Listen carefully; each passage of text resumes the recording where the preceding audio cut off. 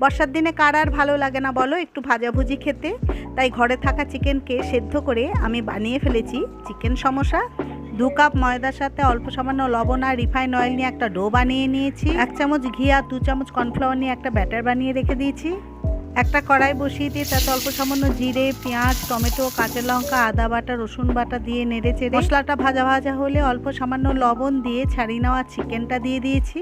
চিকেনটা ভালো করে নেড়ে চেড়ে গোলমরিচ গুঁড়ো, আমচুর পাউডার দিয়ে 1/2 কাপ দুধ আর গরম মশলা দিয়ে বেশ ভালো করে নেড়ে চেড়ে নামিয়ে রেখেছি।